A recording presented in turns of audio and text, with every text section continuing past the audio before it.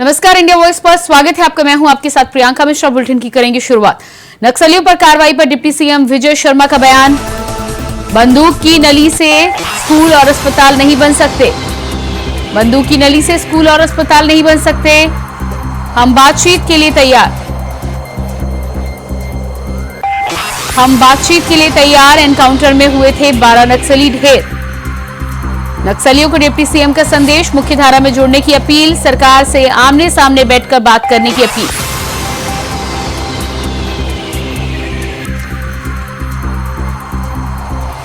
तो नक्सलियों को लेकर डिप्टी सीएम का संदेश। सरकार से आमने सामने बैठकर बात करने की अपील।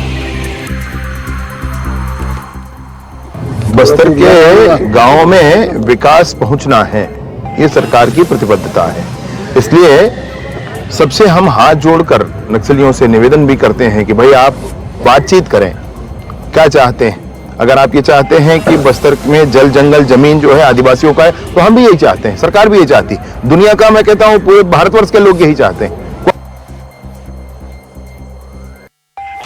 तो डिप्टी सीएम विजय शर्मा का बयान सामने आया है, साफ तौर पर कहा है। इसके अलावा पोस्ट भी साझा की है।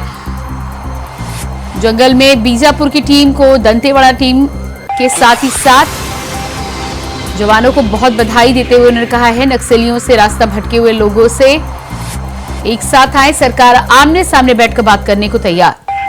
तो आमने सामने बैठकर बात करने की अपील है। इसके अलावा उन्होंने कहा है कि नक्सली अगर जंगल जमीन आदिवासियों के लिए चाहते हैं तो सरकार भी वही चाहती है, बैठकर बात करना होगा। नक्सलियों पर कार्रवाई पर डिप्टी सीएम विजय शर्मा का बयान। एक्स पोस्ट साझा कर दी जानकारी। आमने सामने बैठकर बात करने की अपील। बंदूक की नली से स्कूल और अस्पताल नहीं बन सकते।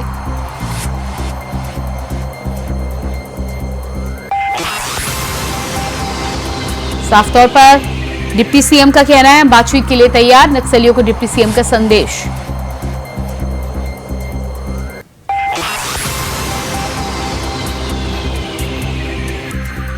मुख्य धारा में जोड़ने की अपील।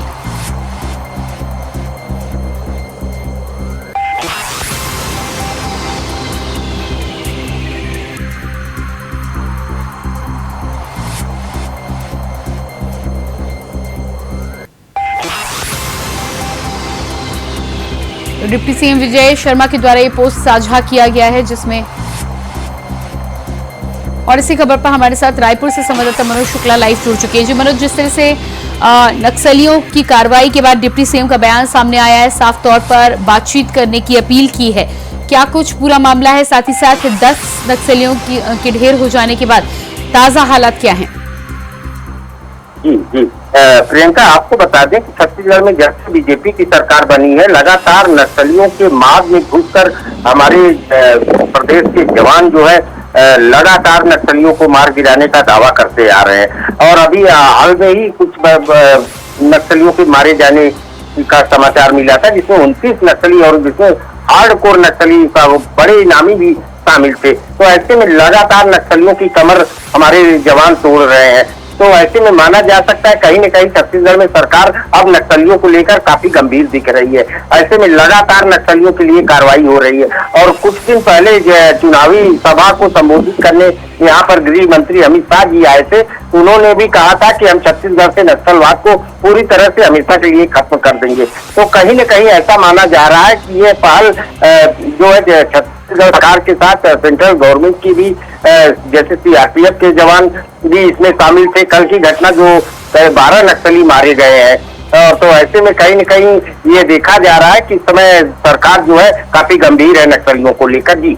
जी बिल्कुल। तो जिस तरह से सरकार गंभीर नजर आ रही है, डिप्टी सीएम विजय शर्मा का बयान भी सामने आया है। साफ तौर पर आमने सामने बैठकर बातचीत करने का न्योता दिया है, अपील भी की है। और उनका साफ कहना है कि जड़ जंगल जमीन को लेकर नक्सलियों को बात करनी चाहिए, सरकार तैयार है।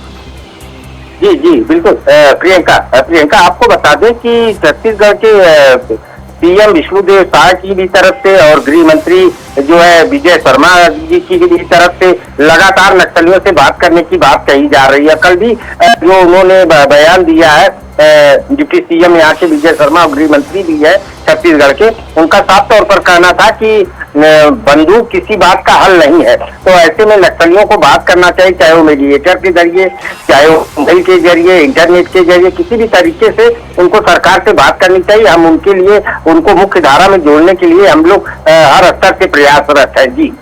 जी बिल्कुल। तो जिस तरह से लगातार नक्सलियों को लेकर एक तरफ कार्रवाई हो रही है, तो दूसरी तरफ डिप्टी सीएम ने संदेश देने की कोशिश की है, अपील करते हुए नजर आए हैं बातचीत को लेकर। इस पूरी घटना को लेकर इलाके में अब किस तरह का माहौल है कि जिस तरह से नक्सलियों को ढेर किया गया है, लंबे समय से इसको लेकर कार्रवाई चल रही थी, ताजा हालात क्या बने हैं, स्थानीय लोगों का क्या कुछ कहना है? जी प्रियंका, आपको बता दें कि जंगलों में अभी भी सर्चिंग जवानों द्वारा जारी है। ऐसे में कहीं न कहीं ये घटना अब ये लगातार देखने, जब से छत्तीसगढ़ में बीजेपी की सरकार बनी है, लगातार नक्सली वारदात घटना जो है में बढ़ोतरी देखने को मिल रही है। तो ऐसे में वहाँ के जो बासिंदा निवासी लोग हैं, उनका भी कहना है कि लगातार, और वो लोग भी नक्सलियों से काफी परेशान है। और जो आए दिन नक्सलियों द्वारा हरकत होती रहती है, काराना हरकत कहा जा सकता है, कि ग्रामीणों को परेशान करना, ग्रामीणों का अपहरण कर ले जाना मुखबिर के शक में। तो ऐसे तमाम घटनाएं डेली लगातार होती जा रही। तो ऐसे में कहीं न कहीं सरकार भी अब प्रतिबद्ध हो चुकी है कि नक्सलियों से आर पार की लड़ाई की बात करने को मजबूर हो चुकी है सरकार भी। और सरकार भी चाहती है कि नक्सली या तो अपनी हरकत छोड़ दे या तो ये छत्तीसगढ़ छोड़ दे, ऐसा माना जा रहा है। जी बिल्कुल। तो जिस तरह से लगातार सरकार के द्वारा प्रयास किए जा रहे हैं, अपील भी की जा रही है, सर्चिंग ऑपरेशन जारी है, क्या लग रहा है आपको कि जिस तरह से 10 नक्सली ढेर हुए हैं, लगातार ऑपरेशन भी जारी है, क्या कुछ रिएक्शन इसका सामने आ सकता है? आने वाले समय में क्या स्थिति देखने को मिल सकती है? जी बिल्कुल प्रियंका, आपको बता दें कि नक्सली हो रही है, नक्सली कहीं न कहीं बौखलाहट में कुछ गलत कदम भी उठाते जा रहे हैं। अभी जो 29 नक्सली मारे गए थे, तो उसके बाद नक्सलियों ने गांव में पर्चा फेंका था, पर्चा पोस्टर लगाया हुआ था, मतदान को बहिष्कार करने का, तमाम तरह की बातें सामने निकल कर आ रही। तो ऐसे में कहीं न कहीं निश्चित रूप से नक्सलियों की कमर टूटती जा रही है, और नक्सली बौखलाहट में कोई वो लोग भी अपने स्तर से कदम उठाते ही नजर आते हैं। जी बिल्कुल। मुख्यमंत्री विष्णुदेव साय की शपथ लेने के बाद ही सीधा पहला संदेश उन्होंने नक्सलियों को जड़ से खत्म करने का दिया था। लगातार सर्चिंग ऑपरेशन भी जारी है, तो ये जो तमाम कार्रवाई हो रही है, क्या उसी रूप में देखा जा सकता है इसे? जी बिल्कुल प्रियंका, लगातार जो है, जब से छत्तीसगढ़ में बीजेपी की सरकार बनी है, लगातार जो है कार्रवाई नक्सलियों पर देखने को मिल रही है। कहीं न कहीं आए दिन नक्सली मारे जा रहे हैं, मुठभेड़ जारी है, और सर्चिंग ऑपरेशन लगातार नक्सलियों का। कल की घटना जो हुई है प्रियंका, आपको बता दें 1200 जवान, जिसमें सीआरपीएफ के जवान, कोबरा बटालियन जो है डीआरजी के जवान, इसमें संयुक्त टीम ने सर्चिंग ऑपरेशन जारी किया था, जिसके तहत उनको बड़े जो है नक्सलियों के बड़े वारदात की अंजाम की सूचना मिली थी कि नक्सली इकट्ठा होकर किसी बड़े घटना को अंजाम देने की फिराक में है। तो ऐसे में सर्चिंग ऑपरेशन जंगलों में जारी हुआ इनके जवानों द्वारा, उसी के तहत वहाँ पे मुठभेड़ हो गई है। ये मुठभेड़ 11 घंटे से ज्यादा समय तक चली, और देर शाम तक जो है 12 नक्सलियों के मारे जाने की खबर प्राप्त हुई है। जी बिल्कुल मनोज, इस तमाम जानकारी के लिए बहुत शुक्रिया आपका। और बुलेटिन में फिलहाल रुकते एक छोटे से ब्रेक के लिए, फौरन वापस लौटते हैं। ब्रेक के बाद बात करेंगे अगली खबर को लेकर। गाजियाबाद में देर रात हुआ बड़ा हादसा, आंधी से मकान की छत गिरी। आंधी से गिरी मकान की छत, 4 साल के मासूम बच्चे की हुई मौत। मृतक के मां बाप और 4 महीने का भाई गंभीर रूप से घायल। मृतक के मां बाप और 4 महीने का भाई गंभीर रूप से घायल। घायलों को अस्पताल में कराया गया भर्ती। थाना क्रॉसिंग रिपब्लिक क्षेत्र के सुदामापुरी इलाके की घटना। गाजियाबाद से जानकारी, मृतक के मां बाप और 4 महीने का भाई गंभीर रूप से घायल। आंधी से मकान की छत गिरने से हुआ बड़ा हादसा, 4 साल के मासूम की हुई मौत। घायलों को अस्पताल में कराया गया भर्ती। थाना क्रॉसिंग रिपब्लिक के क्षेत्र सुदामापुरी इलाके की घटना।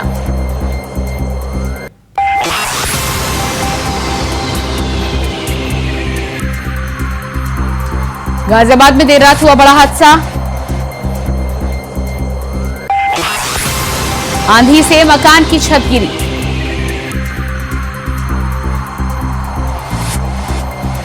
चार साल के मासूम बच्चे की दबकर हुई मौत।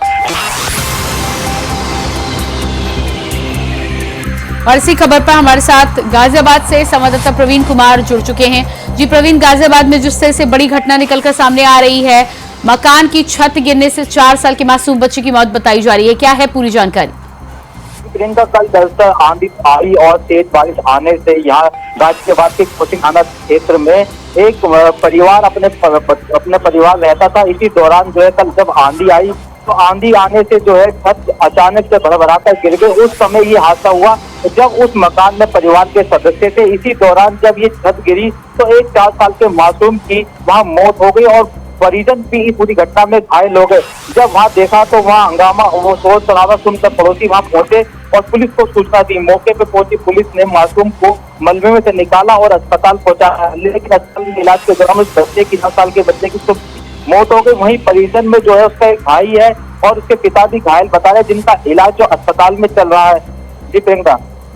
जी बिल्कुल, तो जिस तरह से बच्चे का इलाज अभी चल रहा है, माँ बाप की हालत को लेकर क्या कुछ स्थिति बनी हुई है?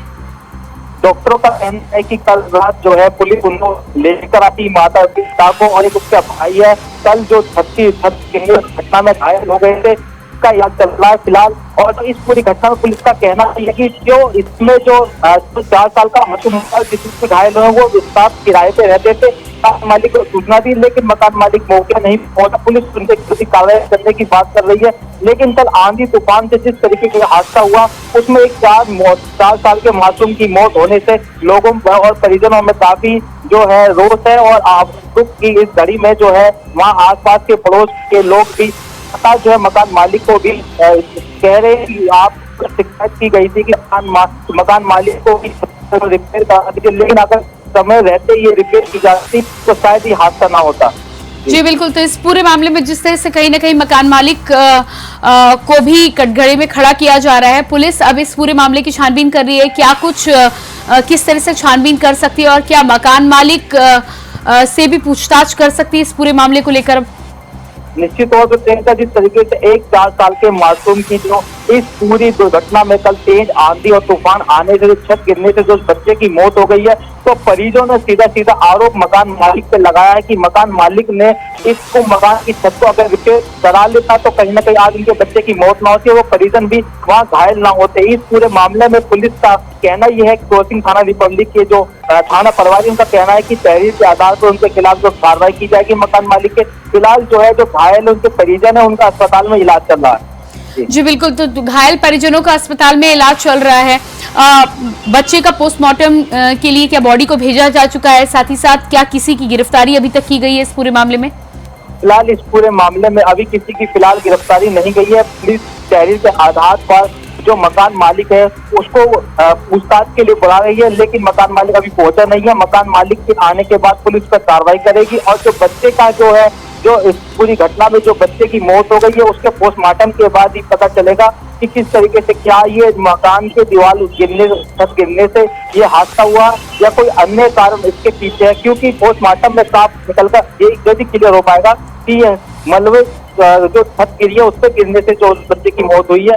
फिलहाल पुलिस इस पूरे मामले पर कार्रवाई करने की बात कर रही है और परिजन जो इस पूरे मामले में घायल हुए हैं, इसके भाई और माँ और पिता 3 सदस्यों का इलाज अस्पताल में चल रहा है। जी बिल्कुल, तो 3 सदस्यों का इलाज अभी चल रहा है। प्रवीण, इस पूरे मामले में जिस तरह से एक कमरे की यहाँ पर छत की तस्वीरें दिखाई दे रही हैं, आसपास के क्षेत्र की बात करें, आसपास के कमरों की बात करें तो क्या कुछ स्थिति बनी हुई है? क्या इसी तरह के हालात में अन्य लोग भी रह रहे हैं? जी प्रियंका, दरअसल जिस इलाके में ये घटना घटी है वो बहुत ही कंजेस्टेड एरिया है, सुदामापुरी ये एरिया। यहाँ अधिकतर जो लोग हैं वो अवैध कॉलोनी में ये कॉलोनी आती है और यहाँ छोटे छोटे मकानों को बनाकर यहाँ जो है मकान मालिक किराए पर उनको दे रखे हैं और लोग वहाँ किराए पर रह रहे हैं। लेकिन इस घटना के बाद जो आसपास के जो लोग रह रहे हैं उनमें इसके बाद हड़कंप मच गया है कि जिस तरीके से मकान मालिक अपने मकान तैयार कराकर लोगों को किराए पे दे रहे हैं, लेकिन उनमें सही तरीके का मैटर नहीं लगा रहे। इसके बाद जो है वहाँ आसपास के रहने वाले लोग लगातार इस खौफ के साए में है कि कल हमारे साथ इस तरह का कोई हादसा ना हो जाए, इसको लेकर की चर्चा का विषय बना हुआ है। फिलहाल जो है इसमें जो प्रशासन भी कटघरे में इसलिए खड़ा है क्योंकि अगर तय समय रहते इन जो मकान मालिक हैं और जो बिल्डर आसपास जो मकान बनाते हैं और उनसे जो मेटेरियल की जांच नहीं की जाती, अवैध कॉलोनी जिस तरीके से आज जिस तरीके से ये कल तेज आंधी आने पर एक मकान की छत गिर जाती है, तो कहीं ना कहीं इसमें प्रशासन की भी लापरवाही साफ तौर पे देखने को मिल रही है कि वो अवैध कॉलोनी को किस तरीके से बता रहे हैं और इन पे मकान मालिकों के और बिल्डरों के जी बिल्कुल प्रवीण, प्रवीण, इस जानकारी के लिए शुक्रिया आपका। और इसके बाद दिल्ली से बड़ी खबर सामने आ रही है। केजरीवाल के जेल से बाहर आने पर सियासत तेज। सीएम केजरीवाल ने किए हनुमान मंदिर के दर्शन। चुनाव प्रचार भी करेंगे सीएम। अमित शाह बोले, लोगों को बताएंगे शराब घोटाला कैसे किया। तो ये तस्वीरें आप देख पा रहे हैं। दिल्ली के सीएम अरविंद केजरीवाल आज सुबह 11 बजे राजीव चौक के हनुमान मंदिर दर्शन करने के लिए पहुंचे थे। तस्वीरें आप देख पा रहे हैं। सीएम केजरीवाल कनॉट प्लेस के हनुमान मंदिर नई दिल्ली में पहुंचे थे, जहां पर उन्होंने दर्शन किए हैं। कल जेल से बाहर आने के बाद उन्होंने कहा कि हनुमान जी की कृपा से जेल से बाहर आए हैं, सबसे पहले उन्हें प्रणाम करना चाहते हैं। तो तस्वीरें आप देख पा रहे हैं। सीएम केजरीवाल मंदिर पहुंचे थे। आज हनुमान मंदिर पहुंचकर उन्होंने दर्शन किए, प्रणाम किया।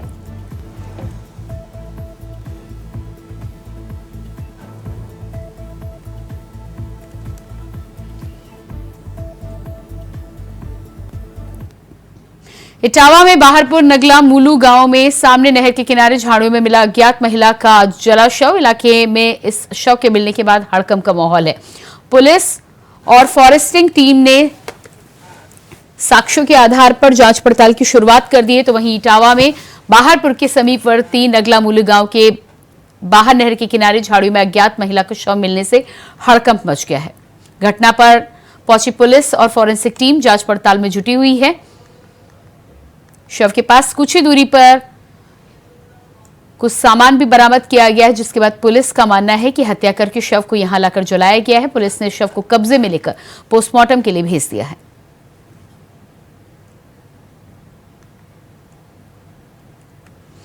और इसके बाद बात करेंगे सीतापुर की। सीतापुर में दिल दहला देने वाली घटना सामने आई है। एक ही परिवार के 6 लोगों की मौत से हड़कंप का माहौल है। युवक ने मां, पत्नी और बच्चों की निर्मम हत्या। मां की गोली मारकर तो पत्नी की हथौड़े से मारकर की हत्या। 3 बच्चों को युवक ने छत से फेंका, तीनों की मौत। वहीं परिवार को खत्म कर खुद को गोली मारकर की आत्महत्या। एक ही परिवार के 6 लोगों की मौत से हड़कंप। नशेड़ी युवक ने पूरे परिवार को किया खत्म।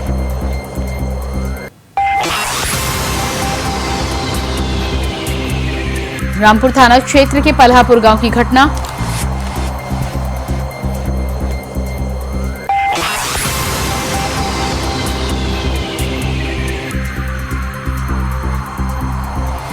तीन बच्चों को युवक ने छत से फेंका। मां और पत्नी दोनों की हत्या।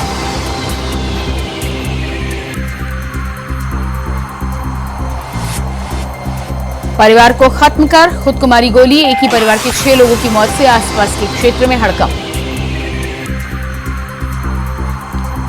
और इसी खबर पर लखनऊ से हमारे साथ संवाददाता मोहम्मद आसिफ फोन लाइन पर जुड़ चुके हैं। जी मोहम्मद आसिफ, जिस तरह से ये घटना निकलकर सामने आ रही है, सीतापुर में 6 लोगों की निर्मम हत्या एक युवक के द्वारा की गई है, क्या ताजा अपडेट आपको मिल रहा है? जी बिल्कुल प्रियंका, बता दूं कि सीतापुर में हुए दर्दनाक हादसे मामले में अब पुलिस ने सभी शवों को कब्जे में लेकर पोस्टमार्टम के लिए भेज दिया है और मौत के कारणों का पता लगाने के लिए पोस्टमार्टम होगा। हालांकि इस मामले में एसपी सीतापुर ने जांच तेज कर दी है, इसमें कई टीमों को भी लगाया है। और मामले की बात करें तो सीतापुर के रहने वाले युवक अनुराग सिंह के बारे में कहा जा रहा था कि वह नशे का आदी था और नशे की हालत में जब घर पहुंचता था तो उससे परिवार वालों की नोकझोंक हुआ करती थी और देर रात भी अनुराग से परिवार वालों के बीच कहासुनी हुई थी। और इससे नाराज होकर पहले उसने अपनी मां को गोली से उड़ा दिया, फिर पत्नी को हथौड़े से प्रहार कर मौत के घाट उतारा और 3 बच्चों को छत से फेंक दिया। और फिर उसके बाद उसने अपने कनपटी पर अवैध असलाह से गोली चला दी, जिससे उसकी भी मौत हो गई। कुल मिलाकर 6 मौत हुई। अब पुलिस इस मामले में यह भी तफ्तीश करने में लगी हुई है कि आखिर नशेड़ी युवक के पास अवैध असलाह कैसे पहुंचा और किन परिस्थितियों में उसने आत्महत्या की और हत्या की है। जी प्रियंका। जी बिल्कुल, तो जिस तरह से हत्या की जानकारी निकल के सामने आ रही है, पोस्टमार्टम के लिए क्या बॉडीज को भेजा जा चुका है? जी बिल्कुल प्रियंका, पुलिस ने सभी शवों को कब्जे में लेकर पोस्टमार्टम के लिए भेज दिया है। और इस मामले में अभी पुलिस के मुताबिक तो पुलिस का यह कहना है कि सभी पोस्टमार्टम वीडियोग्राफी के साथ होंगे और साथ ही साथ डॉक्टरों का पैनल इस पोस्टमार्टम को जो है करेगा और इसमें कई स्पेशलिस्ट डॉक्टरों को भी बुलाया गया है और सुरक्षा के जी बिल्कुल मोहम्मद आसिफ, जानकारी के लिए बहुत शुक्रिया आपका।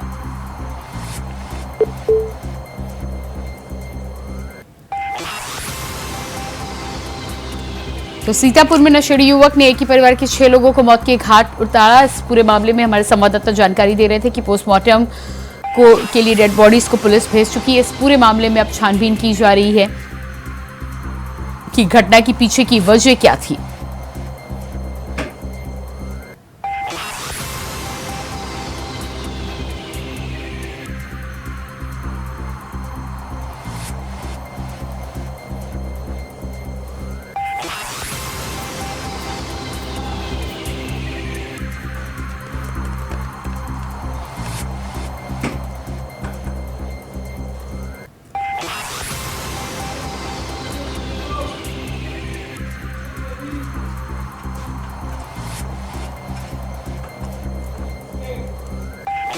और इसके बाद आइए आपको सीधे लिए चलते हैं कन्नौज, जहां पर सीएम योगी आदित्यनाथ आज पहुंचे, जनसभा को संबोधित कर रहे हैं। क्या कुछ कह रहे हैं सुनिए आप। और निश्चित रूप से इस देश के गरीब शोषित वंचितों का कल्याण करने का काम किया है। इस देश से गरीबी को समाप्त करने के लिए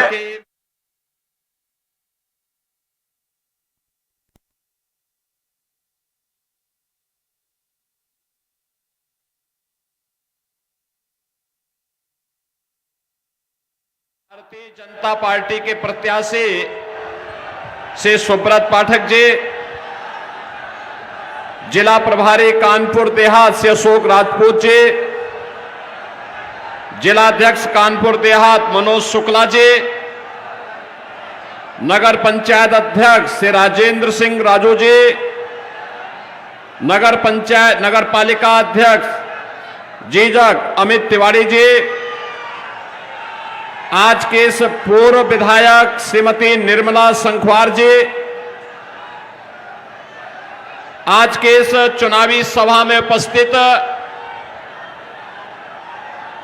शंकरगंज झीझक के मेरे सभी उपस्थित बहन और भाइयों, आज मुझे बाबा धर्मगढ़ के इस पुण्य धरा पर आप सबके बीच में आने का अवसर प्राप्त हुआ है। मैं सबसे पहले इस पावन धरा को नमन करता हूं। 1857 के प्रथम स्वतंत्र समर में जिन अमर बलिदानियों ने देश की आजादी के लिए अपने आप को बलिदान किया था, ऐसे सभी अमर बलिदानियों को भी नमन करते हुए उनके श्री चरणों में श्रद्धांजलि अर्पित करता हूं। बहनों और भाइयों, लोकसभा चुनाव के चौथे चरण में परसों आपको मतदान करना है।